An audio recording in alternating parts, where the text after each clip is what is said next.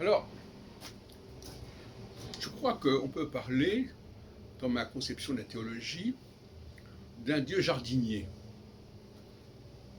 Un Dieu jardinier, ce qui fait évidemment écho avec l'épisode du Jardin d'Éden, Gan Eden, le Gan c'est le jardin en hébreu, Jinnah en arabe. Et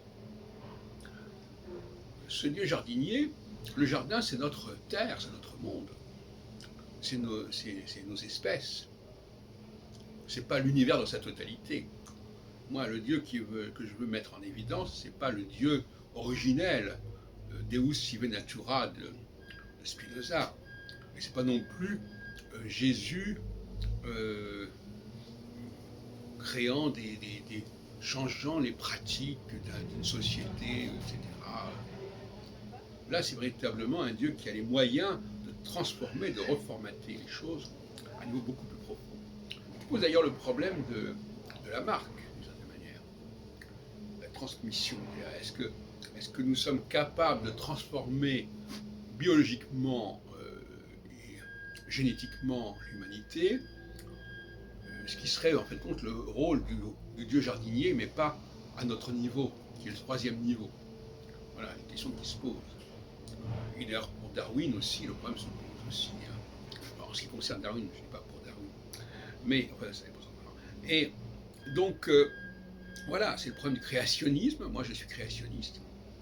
Pas un créationniste du premier niveau, mais un créationniste du deuxième niveau.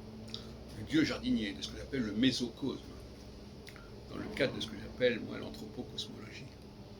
Et donc, voilà, quand je regarde ce jardin que j'ai construit, et qui est tout petit finalement, mais qui est extrêmement complexe dans sa diversité, dans ses communications internes, eh bien voilà, je pense que notre monde est comme un jardin, un petit jardin, et je pensais d'ailleurs au Candide de Voltaire, je ne sais pas exactement, et donc voilà, c'est un, quand je regarde le jardinier, il peut comprendre ce Dieu jardinier.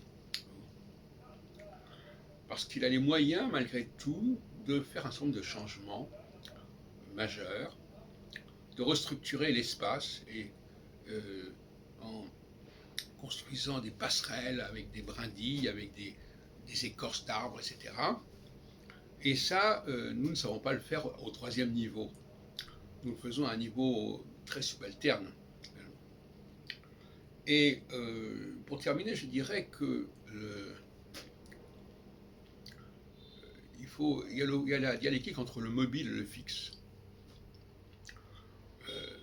qui est déjà celle entre l'animal et le végétal. Mais je crois que beaucoup d'animaux sont conscients de cette dialectique. Ils savent qu'il y a des choses qui ne bougent pas et des choses qui bougent.